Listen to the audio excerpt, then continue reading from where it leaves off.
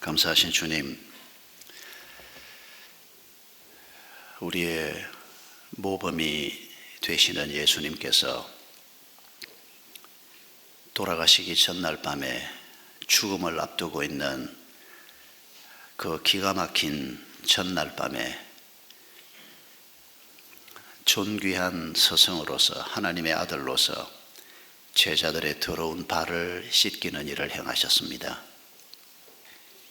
제자들이 깜짝 놀랐지만은 주님께서는 그들의 더러운 발을 다 씻기시고, 그리고 제자들과 저희들에게 예수님 자신이 본이라고 말씀하셨습니다. 그리고 너희가 서로 발을 씻기고 섬기고 사랑하라고 말씀하셨습니다. 그렇게 사는 것이 마땅하다고, 그렇게 사는 것이 복되다고 말씀하셨습니다. 아버지 하나님, 저희가 그리스도를 잘 배울 수 있도록 주의 성령께서 저희를 도와주시옵소서. 우리의 마음이 어리석은 우리의 생각으로 우리 삶을 살고자 하는 이 허탄한 마음을 갖지 않도록 도와주시옵소서. 오직 주님께서 보여주신 모범을 따라 주님이 걸어가신 그 길을 뒤쫓아가는 제자의 삶을 살 때, 섬기며 사랑하며 살 때 우리에게 놀라운 기쁨과 축복이 있을 것을 기대하는 믿음을 저희들에게 허락해 주시옵소서. 이 시간도 저희가 다시 또 하나님의 말씀 앞에 고개를 숙였습니다. 성령 하나님께서 저희 한 사람 한 사람을 향해서 말씀해 주시옵소서.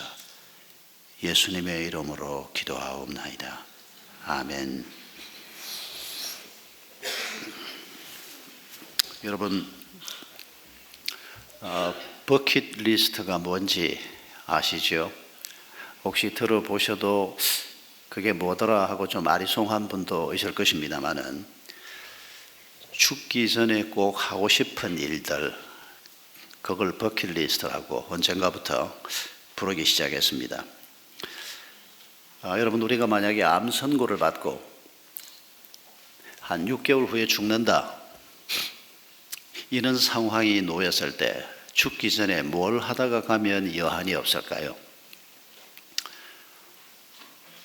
그리운 사람들을 한 사람 한 사람, 어릴 적 친구부터 시작해서 그리운 사람들을 다 보고 죽으면 좀 나을까요?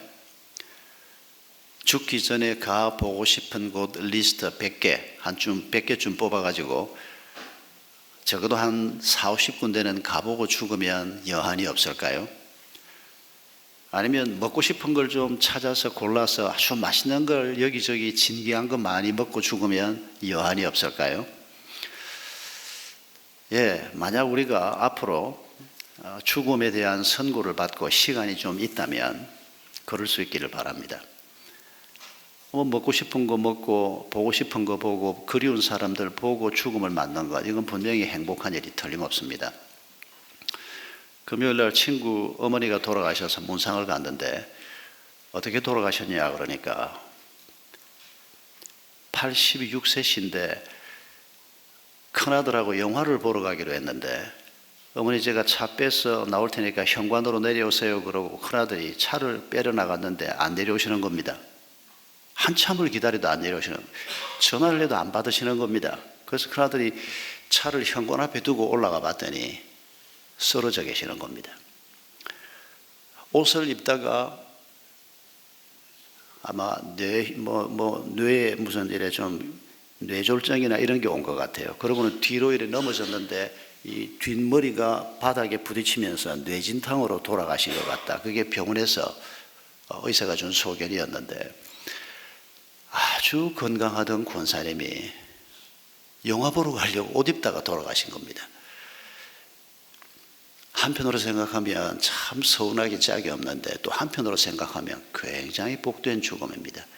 병원에 가 눕지도 않고 아주 잘 지내시다가 그렇게 떠난 걸 가서 보면서 뭐라고 위로할 말은 없었습니다. 만약 우리도 그렇게 가게 된다면 버킷리스트고 뭐고 생각해 볼 것도 없습니다. 그러나 여러분, 아직 우리에게는 조금 여유가 남아 있으니까 뭘 하다 가면 좋을까? 이 생각을 우리가 해보려고 하는 이유가 뭔고 하니까 예수님을 보면 우리가 특히 오늘 우리가 읽은 이 말씀이 예수님이 돌아가시기 바로 전날 밤에 있었던 얘기입니다. 예수님도 우리하고 같은 사람입니다. 예수님을 생각할 때 예수님은 하나님의 아들이니까 나하고는 다를 거다 그렇게 생각하시면 그건 잘못 생각하는 겁니다. 예수님도 배고팠고 예수님도 슬퍼했고 예수님도 피곤했고 죄 없으신 한 가지를 빼고는 우리하고 똑같은 인간이었다는 것을 절대 잊으시면 안 됩니다. 이걸 잊게 되면 우리는 예수님 스스로 말씀하신 것처럼 본으로 생각하지 않습니다. 예수님이 오늘 본문에서 나는 너의 본이다, 모범이다, 나를 보고 너희도 이렇게 살아야 한다 그 말씀을 하셨지 않습니까? 그런데 사탄이 우리 머릿속에 예수님은 하나님의 아들인데 니까지 있게 뭘 예수님 비슷하게 살려고 하냐 이런 고약한 생각, 잘못된 생각을 집어넣어주는 그 단초가 바로 예수님에 대한 오해로부터 시작됩니다. 그러니까 우리가 죽음이라고 하는 우리 인생에서 이 땅에서 맡게 될 최대 중대사 앞에서 뭘 하다가 가면 좋을까 이 생각을 할 때도 인간적으로 하고 싶은 생각 할 수 있는데 그러나 예수님이 죽음을 앞두고 어떻게 하다 가셨나 우리의 모범이신 분이니까 그걸 한번 오늘 생각해 보자는 것입니다. 예수님도 먹고 싶은 게 없었겠습니까? 예수님이 뭐 먹고 싶은 게 있었겠어? 여러분 이 생각은 아주 잘못된 생각입니다. 예수님도 뭘 좋아하셨는지는 모르겠지만은 젊으신 분 아닙니까? 30대 초반의 분이었습니다. 먹고 싶은 게 있었고 즐겨하는 일도 있었고 분명히 뭔가가 있었습니다. 그런데 죽음을 앞두고 있었습니다. 자기의 죽음이 어떻게 죽게 될 것을 알고 계셨습니다. 그런데 그 전날 밤에 뭘 하셨습니까? 긴 시간을 들여서 제자들과 함께 식사를 하면서 성찬식을 행하셨습니다. 그리고 제자들의 발을 씻기셨습니다. 발을 씻겼다는 말이 무슨 말입니까? 이 발 씻기는 것은 종들이 하는 일입니다. 그 지방 사람들은 특히 발이 더럽습니다. 더운 지방이고 샌들 같은 걸 신고 다녔습니다. 우리도 구두 신고 운동화를 신어도 발이 냄새가 나고 더럽습니다만 특히 그 중동 지역 사람들은 샌들을 신고 다니면서 더운 지방이니까 집에 들어가면서 반드시 발을 씻어야 합니다. 그런데 그 발을 항상 누가 씻기는 거니까 종들이 씻겨주는 겁니다. 종이 없으면 지가 씻어야 하지만은 웬만한 집에는 종이 있었던 것 같습니다. 그런데 그걸 선생님이신 예수님께서 내가 너희들에게 발을 씻기겠다고 할 때 다들 깜짝 놀랐습니다. 상상도 할 수 없는 일이었기 때문입니다. 그런데 예수님께서 선생님 발 못 씻깁니다 그러는 베드로에게 네가 발 씻김을 받지 않으면 나하고 상관없는 자가 된다 이렇게 말씀하셨습니다. 아니 발 씻는 게 뭐라고?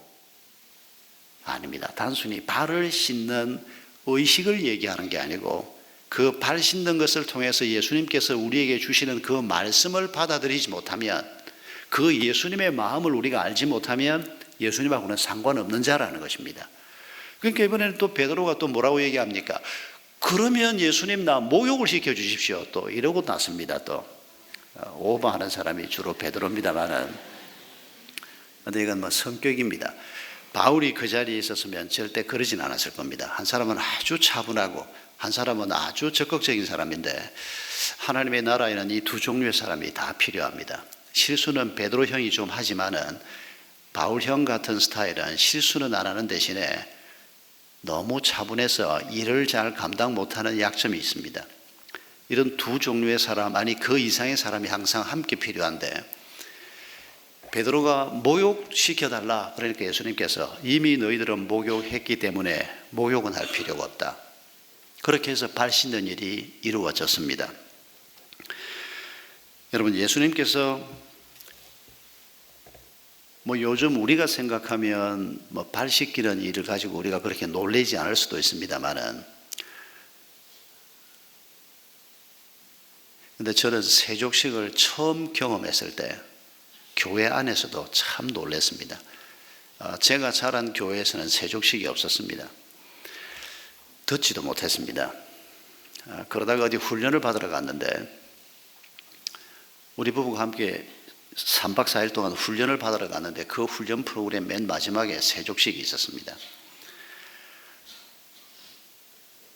그런데 들어가서 이래 자리에 이래 들어서라 그래서 제 자리로 안내를 받아서 다시 섰습니다. 그리고 이제 앉아서 세족식이 진행이 되는데 처음에 눈을 감고 있어서 누가 내 발을 씻겨주는지 몰랐습니다. 그런데 나중에 세족식이 끝나고 난 다음에 일어서서 서로 포옹을 하는데 보니까 제 발을 씻긴 사람이 제 선배 목사님이었습니다. 그 프로그램을 진행하는 최고 책임자 선배 목사님이었습니다. 깜짝 놀랐습니다. 다른 사람이 씻겨줘도 놀랄 일이긴 한데 그때 그 세족식의 감격이 마음속에 깊이 남아 있습니다.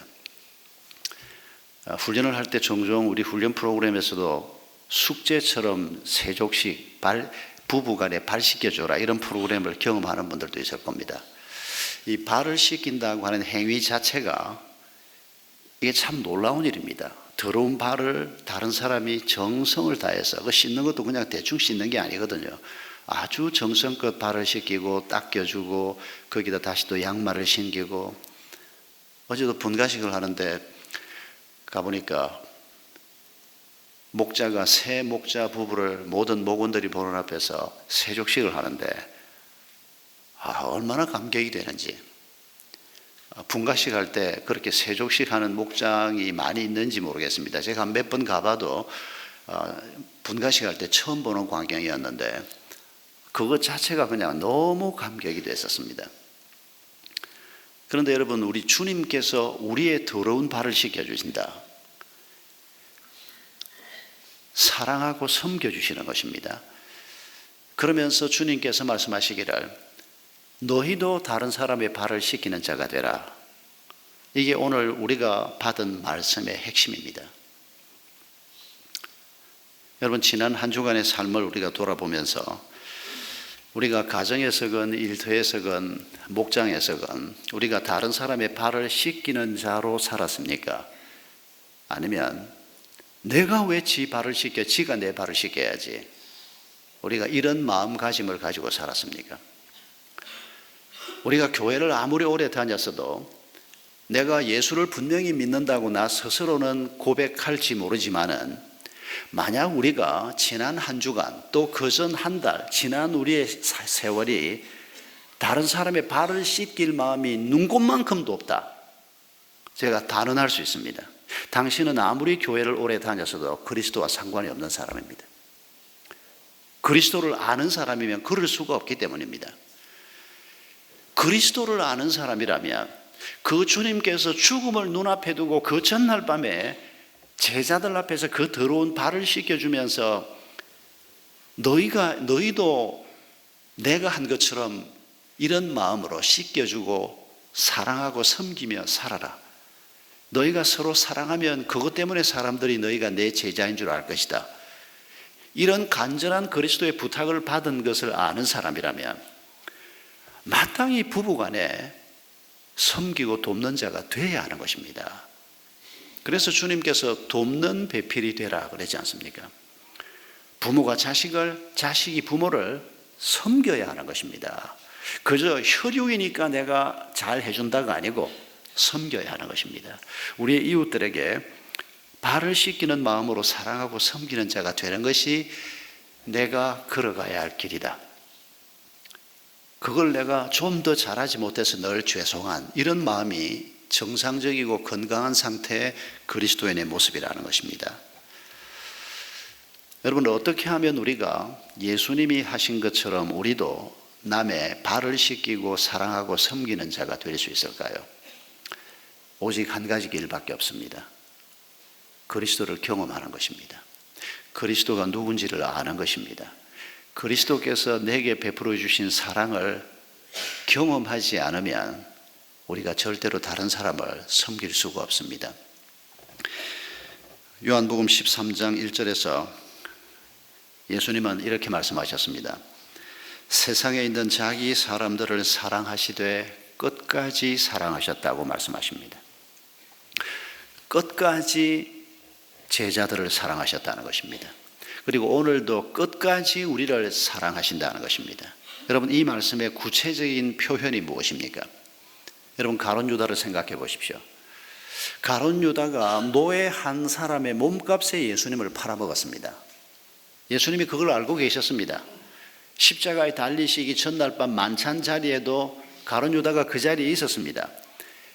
발을 씻길 때도 예수님이 이놈은 날 팔아먹을 놈이니까 그러고 발 씻는 일에서 제외하지 않았습니다. 떡을 떼서 나누어 주고 그리고 발을 씻겨주고. 여러분, 이게 뭘 의미하는 것입니까? 가룟 유다도 예수님께서 마지막 순간까지 마음에 품고 계신 것입니다. 가룟 유다도 예수님은 놓칠 수 없는 자신의 제자로 마지막 순간까지 마음에 품고 계시는 모습을 성경은 분명히 보여주고 계십니다. 끝까지 그를 기다리고 계시는 모습입니다.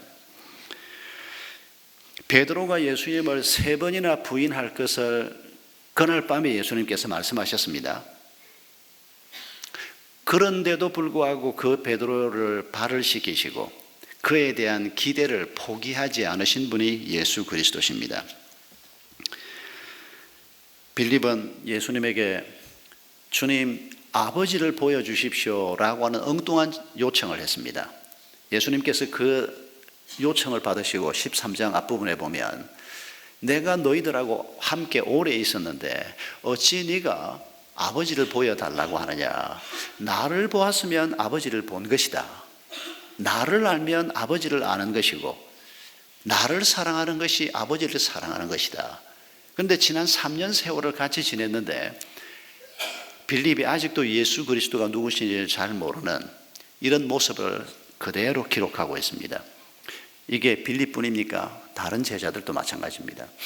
예수님이 십자가의 길을 걸어가실 때 놀랍게도 단 한 사람도 그 십자가가 어떤 의미를 가지고 있는지 여러 번 말씀을 들었음에도 불구하고 깨닫지 못하고 있었습니다. 예수님이 십자가에 달려 죽으시고 난 다음에 사흘 만에 부활할 것이라고 예수님이 제자들에게 여러 번 말씀했음에도 불구하고 단 한 사람도 사흘 만에 예수님이 부활할 것이라고 기대하지 않았습니다. 예수님이 얼마나 썰썰하게 그 길을 가셨는지 우리가 짐작할 수 있습니다. 다른 사람은 몰라도 그 제자 그룹들, 가까이에는 12제자, 한 20, 30명의 내제자들, 그리고 70인 전도대, 120명 사도행전에서 성령 충만을 받던 그룹들, 그보다 더 큰 그룹은 500여 형제들, 그리고 자매들, 이 그룹이 제일 큰 그룹인데 예수님이 3년 사역을 하면서 이 정도 그룹을 양육하고 남겨놓았는데 단 한 사람도 그들 중에 예수님이 돌아가신다고 하더니 정말 돌아가셨구나. 그러면 사흘 만에 부활하신다고 그랬지 않냐. 무덤 앞에 와서 한번 기다려본다든지 아니면 무덤까지는 혹 못 가더라도 예수님이 왜 사흘 만에 부활한다 그러지 않았냐. 혹시 오늘 혹은 내일 아침에 무슨 일이 벌어질까. 단 한 사람도 기대하는 사람이 없었습니다. 여러분은 어떠신지 모르겠습니다만은 저는 이해할 수 있습니다. 초등학교 3학년 때 교회를 나와서 예수님의 십자가 죽음과 부활을 받아들일 때까지 그게 고1점이었는데 참 믿기 어려웠습니다. 말도 안 된다고 교회 다니면서 말입니다. 나중에 보니까 성경에 제자들도 저하고 똑같이 그걸 그렇게 못 믿었던 걸 보고 저는 얼마나 위로가 됐는지 모릅니다. 우리의 불신앙 때문이기도 합니다. 그러나 또 다른 한편으로는 너무 엄청난 일이기 때문에 어떻게 죽은 자가 다시 살아나는 일이 우리 눈앞에서 벌어질 수 있단 말입니까? 너무 엄청난 일이기 때문에 들어도 믿지 못했을 가능성이 우리에게도 거의 100%라고 저는 생각합니다. 사건이 터지고 나니까 그제서야 정말 예수님이 하신 모든 말씀이 사실이었구나. 그걸 그제서야 깨닫게 되는 것입니다.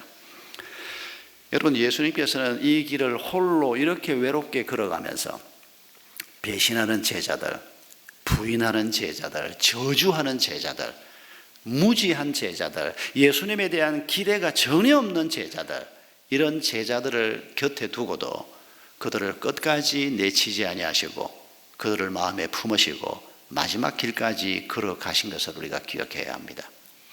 이것이 바로 우리를 향한 예수님의 마음이기 때문입니다. 우리가 얼마나 많은 실수를 합니까? 우리가 얼마나 부부 간에도 그렇고 부모 자식 간에도 그렇고 목원들 간의 관계에서도 그렇고 우리가 얼마나 많은 실수를 하고 죄를 범합니까?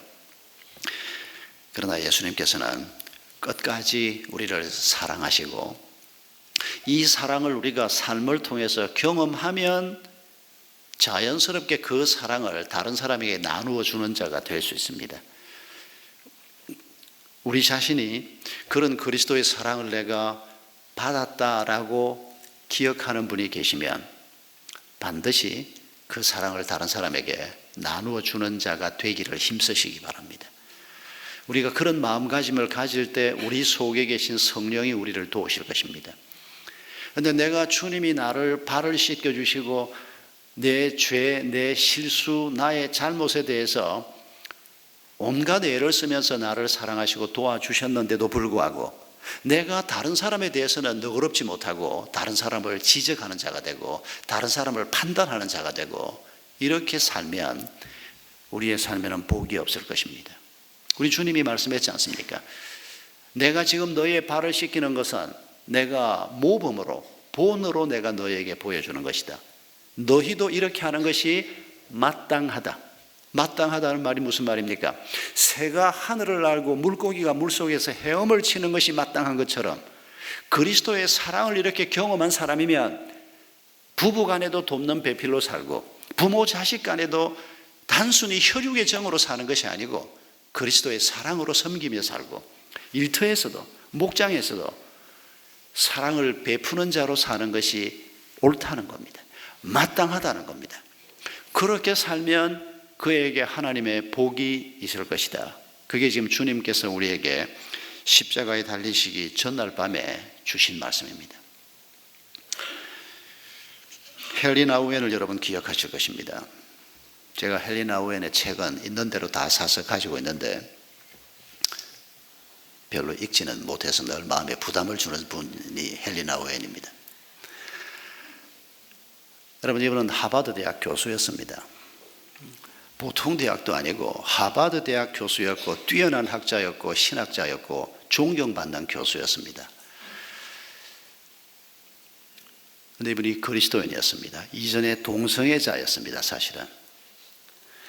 그런데 이분이 그리스도인으로 살면서 어느 날 큰 결심을 합니다. 하버드 대학 교수직을 버리고 데이브레이크라고 하는 장애인 공동체로 들어갑니다. 그리고 거기에서 그 장애인들, 정신박약아들 이런 사람들의 뒷바라지를 하는 겁니다. 뭐 설거지도 하고 뭐 쓰레기도 치우고 빨래도 하고 그 중에 아담이라고 하는 한 아이는 자기 담당이었습니다. 자기가 그 아이를 맡아서 돌보는 일을 합니다. 수많은 사람들이 심지어 예수 믿는 사람들도 아니 하버드 대학에서 수많은 사람을 가르치고 거기에서 일을 하면 주를 위해서 더 큰 일을 할 수 있을 텐데 그 너무 지나치고 어리석은 결정 아니냐 그렇게 말하는 사람도 많이 있었습니다. 그런데 헨리 나우엔이 몇 달 동안 침묵을 지키고 있다가 예수의 이름으로라고 하는 책을 펴냈습니다. 이분이 데이브레이크 공동체에 들어가기 전에 책을 한 20권 썼는데 대부분 다 베스트셀러가 됐습니다. 그런데 이분이 장애인 공동체에서 전혀 다른 길을 걷다가 침묵을 깨고 예수의 이름으로라고 하는 책을 썼는데 그 책 속에서 그는 자신을 향한 질문에 대해서 답도 써놓았습니다. 이렇게 얘기했습니다. 그동안 나는 올라가는 길만 추구했습니다. 어려서부터 공부를 잘해서 천재라 추앙되기도 하고 하버드 대학 교수직에까지 올라왔습니다. 나의 저서 20여 권은 무사람의 인기를 얻었습니다. 나는 지금까지 성공을 향해 꼭대기를 향해 오르막길만 추구해 왔습니다. 그러나 어느 날 정신박야가 아담 군을 만났을 때 이런 인간의 고통에 동참하는 내리막길을 통해서 예수님을 바로 알 수 있다는 것을 깨달았습니다. 오르막길에서는 예수가 잘 안 보였지만은 내리막길에서 복음서에 나타난 진정한 예수를 만날 수가 있었습니다. 이게 그의 답이었습니다. 우리가 다 그만두고 어디 장애인 공동체나 거지 소굴로 들어가 섬기자. 아닙니다. 하나님이 그렇게 하라고 우리에게 도전하시면 하는 거고, 다 그런 길을 가면 소는 누가 키우겠습니까? 소를 키우는 사람도 있고, 또 이렇게 부름을 받는 사람은 부름을 따라 우리가 가는 건데, 그러나 한 가지 점은 어떤 길을 가든지 간에 그리스도인이면 헨리 나우엔의 이 말에서 한 가지 점은 우리가 기억해야 합니다. 어디에 있든지 간에 예수 그리스도를 더 잘 아는 이런 실험, 이런 갈망이 우리에게 있어야 한다는 것입니다. 하버드 대학 교수로 있으면서 그러면 예수 그리스도를 좀 더 잘 알 수는 없단 말이었느냐? 너무 그렇게 급하게 질문하지 마십시오. 저는 그렇게 생각하지는 않습니다. 우리가 어느 자리에 있든지 간에 우리가 그 자리에서 그리스도를 갈망하고 그리스도의 마음을 품기를 원하고 그 삶을 살려고 하면 자리가 문제가 되는 건 아니라고 생각합니다.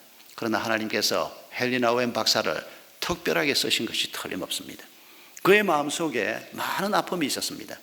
여러분, 예수 믿는 사람이 이전에 동성애자였으면 그게 얼마나 큰 아픔이었겠습니까? 그리고 그 문제가 계속 그를 괴롭혔습니다. 하버드 대학 교수직에 있었지만은 자신의 문제를 그가 마음에 품고 기도하던 중에 이거 내려놓고 하나님께서 이 길을 가기를 원하신다. 이 결정은 전 세계 그리스도인들에게 엄청난 반향을 불러일으켰습니다. 하나님이 특별히 쓰신 거라고 생각합니다. 여러분, 하나님께서 우리가 그 자리에 있든 아니면 그 자리를 떠나건 우리가 어디에 있든지 간에 예수님이 그러하신 것처럼 우리가 다른 사람의 발을 씻기는 자, 다른 사람을 사랑하고 섬기는 자가 되라고 말씀하십니다. 그런 부담스러운 삶을 어떻게 살라고 하느냐? 아닙니다, 여러분. 이건 부담이 아니고, 지난 주간에 목자를 여러 사람 만났는데 목자들 입에서 이런 말이 나올 때 참 마음이 기쁩니다. 목자를 해보니까 부담으로 시작했는데 이게 부담이 아니고 즐거움이었습니다. 반쯤 도통해야 목자들이 그렇게 고백을 하는데 그 말을 들을 때마다 얼마나 마음이 기쁜지 모릅니다. 얼핏 보면 섬기는 것 같고 얼핏 보면 너무 힘든 자리에 서 있는 것 같은데 근데 그게 기쁨입니다. 주님께서 우리에게 가르치는 겁니다. 우리는 하버드 대학 교수직은 대단한 것 같고 장애인 공동체에서 허드렛 일을 하고 있는 사람은 보잘것없는 사람처럼 생각하는, 그러니까 어떻게 그걸 두고 이 일을 하고 있냐, 그건 큰일이고 이건 작은 일이다. 여러분, 이 고정관념을 깨야 합니다. 하버드 대학 교수직도 큰일이고 장애인 공동체에서 쓰레기를 치우는 일도 큰일인 것을 잊지 말아야 합니다. 세상에서 큰 일은 주님이 주신 콜링을 따라서 섬기는 섬김의 삶, 사랑하는 삶이 큰일이지 자리가 큰 게 아닙니다. 요한복음 13장 31절을 보면 예수님께서 이렇게 말씀하시는 장면이 나옵니다. 가룟 유다가 세족식이 끝난 후에 나갔습니다. 가룟 유다가 나간 후에 예수님께서 이르시되 지금 인자가 영광을 받았고 하나님도 인자로 말미암아, 자기입니다. 인자, 사람의 아들이라고 하는 말은 예수님 자기를 두고 한 표현입니다. 하나님도 인자로 말미암아 영광을 받으셨도다. 여러분, 이게 무슨 말입니까? 지금 가룟 유다가 예수님 팔아먹으러 나가는 겁니다. 그날 밤에 마지막 거래가 성산이 되고 돈을 받고, 그리고 가룟 유다가 예수님을 지목하러 예수님이 기도하고 있는 자리에 올라옵니다. 예수님의 얼굴을 직접 아는 사람이 없기 때문입니다. 그때는 사진이 뭐 뉴스에 얼굴이 나고 이런 때가 아니지 않습니까? 예수라고 하는 이름은 널리 퍼져 있는데 예수님의 얼굴을 가까이에서 보아서 이 사람이 예수요 하고 말할 수 있는 사람은 그렇게 많지 않았습니다. 그런 배신을 지금 가룟 유다가 이제 마지막 마무리를 하기 위해서 그 성찬식 자리, 세족식 자리를 빠져나갔는데, 나간 후에 예수님께서 지금 내가 영광을 받았다. 여러분, 이 말의 의미를 늘 마음속에 담읍시다. 영광을 받으시는 게 아니고 지금 고통을 받으시는 겁니다.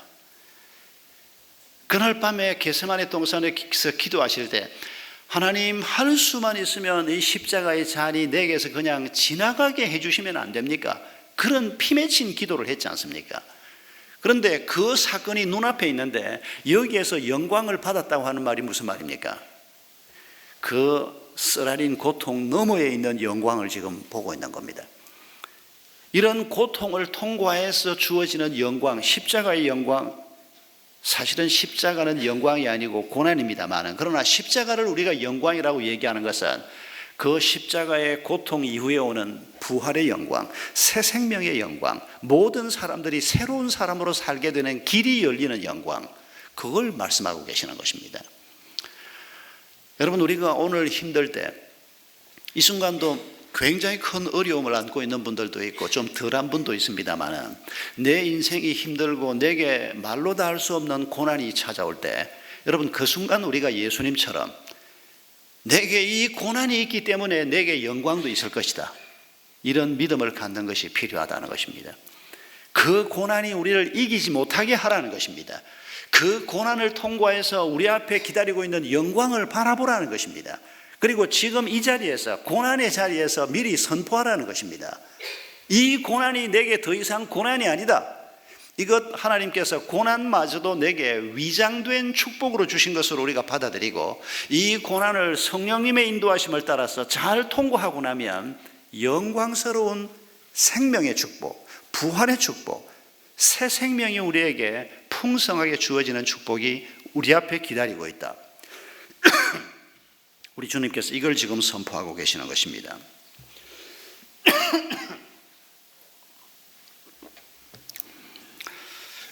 우리 오늘 이 말씀 가운데, 이 말씀 속에서 한 가지 더 생각해야 할 것은 공동체와 사랑의 관계입니다. 여러분, 하나님도 공동체를 가지고 있다라고 말하면 표현이 좀 너무 어색한 것 같습니까? 우리 하나님의 나라 큐티책 앞부분에 보면 좋은 글들이 몇 개 나와 있습니다. 이번에는 김건주 교수가 쓴 하나님의 형상이라고 하는 글이 그 속에 포함되어 있는데, 아마 여러분 중엔 좀 읽다가 너무 딱딱하고 재미가 없어서 읽다가 만 분들이 들어있을 것 같습니다. 근데 꼭 한 몇 번이라도 정독해 보시기 바랍니다. 이 김건주 교수가 쓴 하나님의 형상이라고 하는 글에서 저도 새로운 걸 이번에 많이 깨달았는데, 가령 이런 설명입니다. 창세기 1장 26절에서 하나님께서 사람을 창조하실 때 우리가 우리의 형상대로 사람을 만들고 라고 말씀하십니다. 그런데 이 우리라고 하는 표현을 왜 하나님이 쓰셨냐? 제가 지금까지 배운 건 두 가지였습니다. 하나는 삼위일체 하나님이시기 때문에 그 삼위 하나님의 관점에서 우리라는 표현을 쓰셨다. 이건 아주 어릴 때 들은 얘기인데, 근데 조금 지나고 보니까 그건 별로 적절한 설명이 아니다라고 하는 설명을 또 배웠습니다. 왜냐하면 삼위일체 하나님이라고 하는 개념은 신약 교회가 세워진 다음에 교회에 주어진 계시의 말씀입니다. 구약 시대에는 삼위일체 하나님에 대해서는 전혀 언급이 없고 하나님의 공동체에서도 삼위 하나님에 대한 가르침은 없었습니다. 이건 그야말로 성령님이 오시고 예수님이 오시고 그리고 성부 하나님과 더불어 이분들이 신약 교회를 세우면서 그 이후에야 그리스도인들이 삼위 하나님이 계시구나 하는 것을 깨달았던. 그런데 구약에는 삼위 하나님이라는 말이 없는데 그 우리라는 단어를 구약 백성들에게 전혀 설명도 되지 않은 개념으로 해석하는 것은 옳지 않다. 그 해석이 맞다는 것을 저도 깨닫게 됐습니다. 그러면 우리는 뭐냐? 저는 지금까지 마음에 어떤 해석을 가지고 있는 거니까, 구약에 보면 장음복수라는 게 있습니다. 산도 보통 산은 그냥 산이라 그러는데 히브리식으로 표현하면 엄청난 산을 보면 그냥 산 그러기에는 부족해서 복수로 산들이라고 표현하면 그 웅장함이 좀 느껴지는 장음복수라는 게 문법적으로 있습니다. 하나님도 그런 관점에서 이 복수 표현을 쓰지 않았을까? 이게 지금까지 제가 마음속에 가지고 있던 우리라고 하는 창세기 본문에 대한 해석이었습니다. 그런데 김건주 교수가 놀랍게 해석을 합니다. 참 좋은 해석을 해놓았습니다. 자세한 건 거기 읽어보십시오만은 김건주 교수는 이렇게 주장합니다. 여기 우리라고 하나님께서 말씀하신 것은 그 후에도 구약 성경 본문에서 하나님께서 우리 혹은 하나님이 가지고 계신 공동체가 있는 것처럼 표현하는 구절들이 많이 있다는 겁니다. 그걸 그 앞 글에 보면 쭉 설명을 해놓았습니다. 이를테면 열왕기상 22장 19절 이하를 보면 미가야가 이르되 왕은 여호와의 말씀을 들으소서. 내가 보니 여호와께서 그의 보좌에 앉으셨고 하늘의 만군이 그의 좌우편에 모시고 섰는데 여호와께서 말씀하시기를 누가 아합을 꾀어 그를 길랏 라못으로 올라가서 죽게 할꼬 하시니 하나는 이렇게 하겠다 하고 또 하나는 저렇게 하겠다 하였는데 한 영이 나와 여호와 앞에 앞서 말하되 내가 그를 꾀겠나이다. 하나님께서 천상에서 전략회의를 하고 계시는 겁니다.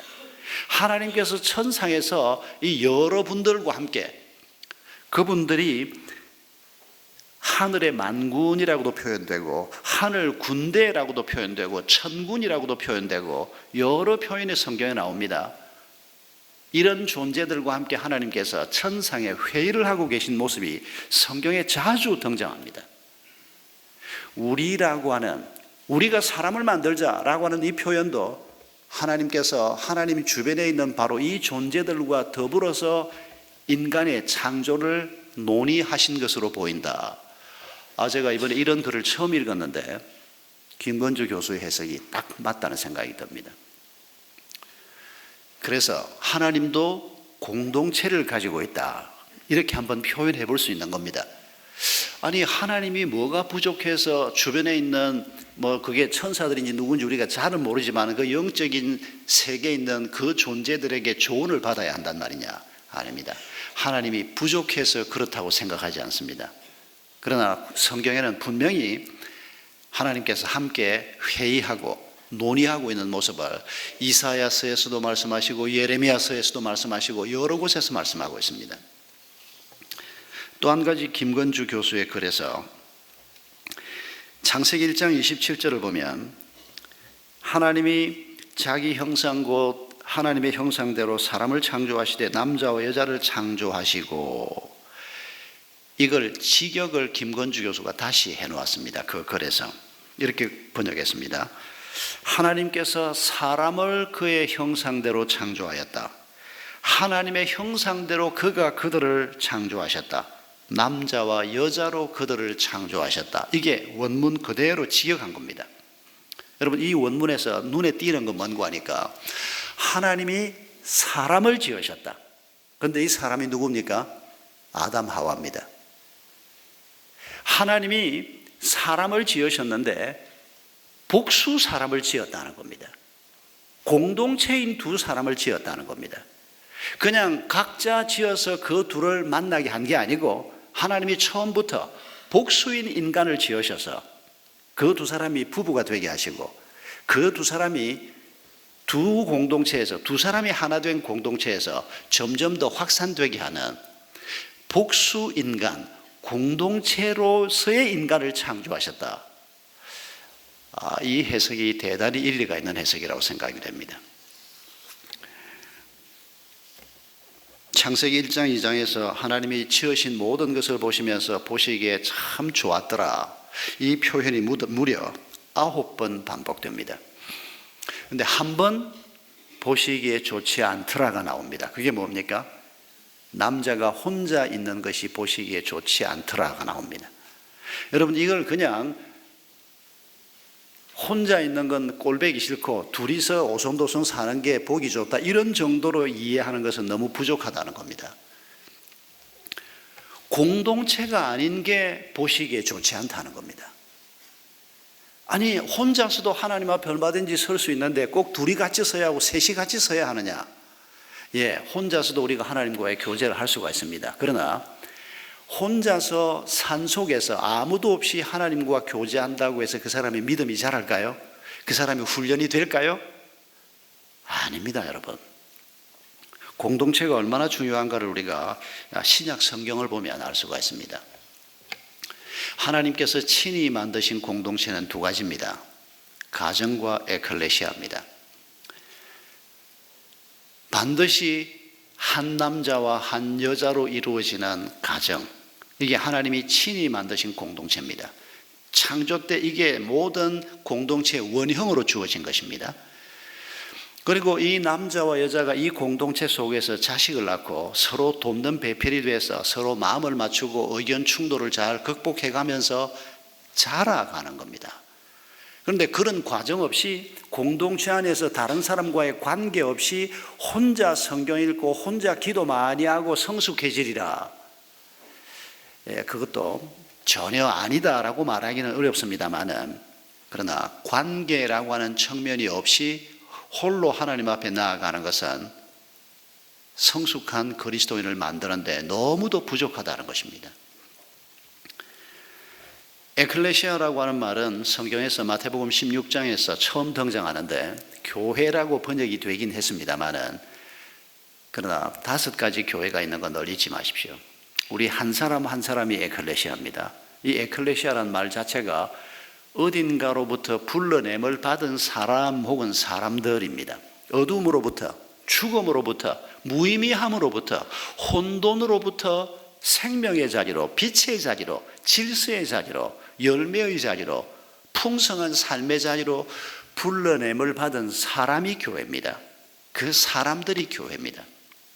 그래서 우리 한 사람 한 사람이 교회요, 우리의 가정이 교회요, 우리의 목장이 교회요, 지역교회 공동체가 교회요, 아담 하와로부터 예수님 재림 때까지 모든 그리스도인이 속해 있는 하나의 교회, 보편교회가 하나님의 교회입니다.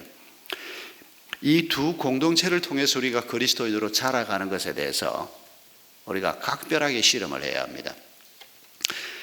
오늘 우리 자매가 귀한 간증을 잘 해주셨는데, 믿음 있어도 부부로 살아보면 만만치가 않습니다. 저도 결혼할 때 우리 자매하고 똑같이 생각했습니다. 28살에 결혼할 때 내가 좋아하는 사람, 믿음 있는 사람, 싸우기는 왜 싸워? 제가 친구들 앞에 그랬습니다. 그런데 제 앞에서 아무도 반박 못했습니다. 왜냐하면 적어도 살아본 사람이 없었거든. 제가 그 말을 할 때 아까 껄껄 웃는, 상당히 큰 소리로 웃었습니다. 뭐 껄껄 웃은 건 아닌데 상당히 큰 소리로 웃는 분이 몇 분 계셨는데, 그런데 제가 28살에 제가 신학생이었거든요. 목사 될 사람이었거든요. 믿음 있겠다, 내가 좋아하는 사람하고 만나서 살면 싸우기를 왜 싸워? 진심으로 그렇게 생각했습니다. 그런데 엄청 싸웠습니다. 두 사람이 하나가 되는 과정에서 충돌이 피할 수가 없습니다. 그 충돌을 잘 조정하는 것이 중요합니다. 그 충돌을 조정하는 키가 뭡니까? 돕는 배필입니다. 그 돕는 배필이란 말이 우리 예수님께서 발을 씻겨주시는 모습입니다. 그런데 우리는 발을 씻겨줄 생각은 안 하고 서로 발 씻겨내라고 둘이서 버굽니다. 그래서 가정의 평화가 깨지고 하나님이 주시는 복이 내려지지가 않는 것입니다. 두 사람이 돕는 배필이 돼서 상대방의 약점까지도 포용할 줄 아는 사람으로 자라가는 것이 결혼 생활에서만 가능합니다. 결혼 생활이 아니고는 그렇게 다투고 싸울 일이 없지 않습니까? 같이 모든 걸 의논해야 되고, 애 문제, 무슨 문제, 결혼 생활에서만 가능합니다. 그러니까 사람들이 그걸 어떻게 감당해야 할지 방법도 없고 잘 감당도 안 되니까 결혼을 사랑의 무덤이라 그럽니다. 그 말에 다 동의를 합니다. 사랑이 눈물의 씨앗이라 그럽니다. 방법이 없으니까 그렇게밖에 표현 못합니다. 그러나 예수님은 다르게 말씀하십니다. 너희가 서로 돕는 배필이 되면 결혼은 사랑의 무덤이 아니고 결혼은 사랑의 완성이 될 것이다 라고 말합니다. 아주 어리고 보잘것없고 믿음이 있지만은 이기적이던 내가 다른 데서는 표가 안 납니다. 목사를 30년 해도 표 안 내고 할 수 있습니다. 그런데 결혼을 딱 하니까 내 이기적인 모습이 그대로 노출이 되는 겁니다. 거기서는 감추어지지가 않는 겁니다. 그러니 그 결혼 생활이 얼마나 맨몸으로 부딪혀야 하는 삶인지. 그런데 그걸 예수님의 모범을 따라서 우리가 잘 극복해 가는 것, 이게 우리가 경험하는 첫 번째 공동체입니다. 그리고 두 번째 공동체가 저는 목장이라고 생각합니다. 여러분, 목장은 한 4-5 가정이 모여서, 가정보다는 조금 더 크지요. 한 4-5 가정 정도 되니까 우리가 10명이 넘으면 무조건 쪼개는 걸 원칙으로 하는데, 전혀 피를 나눈 사람들이 아닌데, 그러나 예수 그리스도의 보혈로 말미암아 가족이 되는 이 영적 가족들이 함께 모여서 함께 교제하고 말씀을 나누고, 그러면서 이 가족들이 점점 더 진짜 가족이 되는, 아니 진짜 가족보다 더 친한 가족이 되는. 저도 서울에 지금 동생도 있고 누님도 있지만은 못 봅니다. 1년에 한 2번, 그것도 뭐 같이 밥 먹고 나면 또 집에 간다고 얼른 일어서고, 뭐 마음속에 있는 얘기를 잘 못합니다. 그런데 목장 식구들은 매주 만나지 않습니까? 매주 만나서 뭐 나쁜 일, 좋은 일, 기쁜 일 다 얘기하고, 그걸 가지고 또 카톡방에서 같이 나누고 기도하고, 이런 가족이 세상에 어디 있습니까? 여러분, 목장은 하나님께서 우리에게 주신 축복의 장소인 것을 잊지 마시기 바랍니다. 그 축복의 장소에 들어오지 않고 버티고 있는 여러분들께서 너무 오래 그러지 마시기 바랍니다. 그리고 여러분들을 섬기도록 하나님께서 목자로 세워주신 분들, 이 목장과 목자를 귀히 여기셔야 합니다. 어떤 사람들은 아직 뭐 믿음이 없어서 그럴 수도 있고 다른 이유로 그럴 수도 있지만은 구경꾼들이 있습니다. 목장에도. 뭐 목자가 뭐 한번 해봐, 잘하나 한번 보자, 이런 식의 태도. 여러분, 매일 여러분을 위해서 기도하는 사람이 누가 있습니까? 부모님이 믿음의 사람이라면 그렇게 할 수 있는데, 부모님조차도 그렇게 잘 못하는, 왜냐하면 믿음이 어린 부모들도 많이 있으니까. 그러나 여러분을 위해서 매일 기도하는 사람이 여러분의 목자입니다. 여러분, 그거 얼마나 중요한 일인지 잊지 마십시오.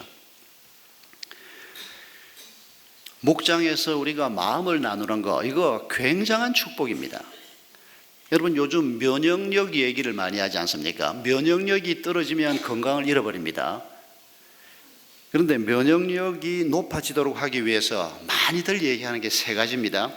과로와 스트레스를 많이 받지 마라, 좋은 식습관을 가지라, 운동을 해라. 이 얘기는 어디를 가나 빠지지가 않습니다. 그런데 지난 주간에 신방하는 중에 라디오를 들었는데, 미국의 어느 대학 교수팀에서 연구한 거라고 하면서 일기를 매일 쓰면 면역력이 높아진다는 겁니다. 저게 무슨 소린가 하고 볼륨을 좀 더 올려놓고 들었는데, 이런 얘기였습니다. 일기를 쓰면서 마음속에 아픔도 일기장에 쓰고 기쁨도 쓰고 마음속에 있는 것들을 좀 토로해 놓으면 마음이 좀 시원해진다는 겁니다. 그리고 육체의 면역력이 좀 높아진다는 겁니다. 이게 상당한 기간 동안 여러 사람의 샘플을 놓고 연구한 어느 대학의 연구 결과라는 겁니다. 충분히 그럴 수 있습니다. 그런데 여러분, 일기 쓰는 것하고 목장하고 비교하면 이건 잽이 안 됩니다. 목장에서는 모여 앉으면, 어떤 목장은 토요일 날 모이는 목장들이 12시 안에 끝나지 않는다고 얘기하는 것도 자주 듣는데, 여러분, 마음속에 있는 것들을 나누고 때로는 그 목장에서 부부가 다투기도 하고, 그런 얘기를 여기서 하면 어떡하냐고. 그러고 나면 잠수 탑니다. 그 부부가 창피해가지고. 그런데 그동안의 목자 부부가 또 그분들을 만나서 권면을 하고 한 달 만에 다시 목장 모임에 오면 이 사람들이 벌써 업그레이드 때가 옵니다. 많은 부부들이, 아, 내 남편이 직장에서 저런 문제가 있구나, 직장에서 겪는 어려움을 목장 모임에서 얘기하는 걸 듣고, 결혼 생활 7년 8년 된 젊은 부인이 처음 남편이 그런 애로가 있다는 걸 들었다, 이런 얘기를 심심치 않게 듣습니다. 남편들도 마찬가지입니다. 부부가 마주 앉아서 여보 오늘 하루 동안 뭐 어려운 일이 뭐가 있어서, 부부가 목장 모임 잘 못하거든요. 집에 오면 피곤하고 그냥 빨리 밥 먹고 자야 되고 그냥. 그런데 목장 모임을 일부러 우리가 1년에 빠지지 말고 막 꼬박꼬박 만나서 적어도 1시간 반, 2시간 시간을 내서 모든 사람이 돌아가면서 마음속에 있는 얘기를 끄집어내는, 이게 목자가 할 일인데, 여러분, 이게 얼마나 놀라운 축복의 통로인지 모릅니다. 여러분, 이거 우리가 나누기 시작하면, 그리고 내가 다른 사람들에게 받아들여지고 내가 또 다른 사람을 받아들이는 일을 하기 시작하면 이게 바로 사랑이 자라가는 것입니다. 이게 바로 하나님의 형상이 우리 속에 만들어져 가는 과정인 것입니다. 이거 하지 않으면 우리는 계속해서 어린 그리스도인으로 살 수밖에 없습니다. 여러분, 목장 모이면 가능하면 각 가정으로 돌아가면서 모이시기 바랍니다. 그리고 음식 만드는 것도 함께 하시기 바랍니다. 너무 목자가 너무 힘쓰게 하지 말고 함께 섬기는 겁니다. 어떤 목자는 내가 목자니까 다 알아서 할게, 그런 바보 같은 목자짓 하지 말기 바랍니다. 함께 섬겨야 합니다. 음식을 만들 때도 함께, 뭐든지 함께. 우리 집은 목장 모임 너무 모이기 어려워, 부부가 다 일하고 있고. 아닙니다. 그런 가정도 어떤 목자는 보면 아주 지혜롭게 그 집 애들만 있는데 먼저 목장 식구들이 가서 목장 모임 하는 날 그 직장 생활하는 부인들 마음 불편하지 않게 먼저 가서 자기들이 청소를 하는 겁니다. 그걸 어떻게 손님들한테 맡겨? 아닙니다. 그 마음을 거두어 드려야 합니다. 목장 식구들은 더 이상 손님이 아니고 영적 가족으로 하나님이 우리에게 주신 분들이기 때문입니다. 목원들의 가족 모임 인도는 목자가 해야 합니다. 요즘 우리가 조금 흐트러져 있는데, 또 저도 새로 오신 목원 가정을 새신자 신방을 하는데 마침 목장 모임을 겸해서 하겠다, 또 개업을 하나 하는데 개업 예배도 겸해서 하겠다. 그래서 제가 절대 하지 말라고 저는 말해놓고 제가 목원 개업 예배를 제가 설교한 적이 있습니다. 해놓고 보니까 제가 이건 하지 말라 그랬던 건데, 이런 경우가 있는데, 목원들의 가정 예배, 가정에서 가족 무슨 일이 있거나 이럴 때 목자가 말씀을 전하라고 하는 이유는 다른 이유가 아닙니다. 그 가정을 위해서 늘 기도하는 목자가 말씀을 준비해서 5분, 10분 메시지를 준비하고, 목회자가 가더라도 앞으로는 제가 그럴 겁니다. 그런 가정에 초대를 받아서 가더라도 제가 설교는 안 하고 축도를 하든지 기도를 하든지 격려사를 하든지 말씀은 목자가 전하라는 겁니다. 여러분, 앞으로 우리가 이 원칙을 좀 더 고집을 할 텐데 여러분도 기억해 주시기 바랍니다. 목자가 신학 공부도 안 했는데 뭘 해? 그런 소리 하지 마십시오. 목자가 된 것만으로 이미 하나님이 영적 권위를 저는 주었다고 생각합니다. 또 우리 성도들 중에서 이런 분도 있습니다. 남자 목사가 와서 우리 가정에 예배를 좀 인도를 해달라고. 그런 소리는 하지 마십시오.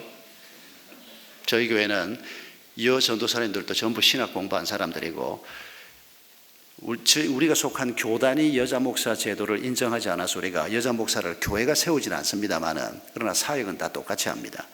물론 남성 중심 교회 사역에 익숙한 우리 성도들이 여기 와서 여전도사님이 자기 집안 행사에 와서 뭐를 하는 게 좀 그렇다, 이해는 합니다.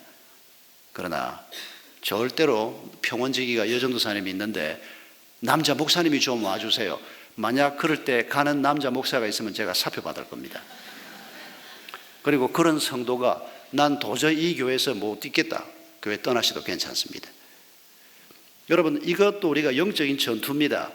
여성들이 왜 가정 모임에 가서 설교하면 안 됩니까? 주일 낮 예배 설교도 하는데. 그거 깨야 된다고 생각합니다. 그래서 이런 고집을 부리는 것을 여러분들이 이상하다고 생각하지 마시고, 여러분이 조금 불편해도 한번 동의하고 따라와 주시기 바랍니다. 목자인 명도 우리가 부부를 똑같이 목자로 세웁니다. 남편도 목자고 아내도 목자고, 남편도 초원직이고 아내도 초원직이고, 남녀가 구별되지 않는다고 생각하기 때문입니다. 여러분, 가정을 잘 세워가고 목장 공동체를 잘 세워가고, 이 속에서 우리가 서로 발을 씻기고 사랑하고 섬기면서 우리가 그리스도를 닮아가는 것입니다. 이런 꿈을 우리가 오늘 다시 한번 마음에 품으십시다. 그리고 우리를 향한 이런 하나님의 뜻이 가정에서, 목장에서, 그리고 나아가서 우리의 일터에서, 우리의 이웃들 속에서 이루어지는 놀라운 축복이 있기를 바랍니다. 우리 함께 찬송하겠습니다.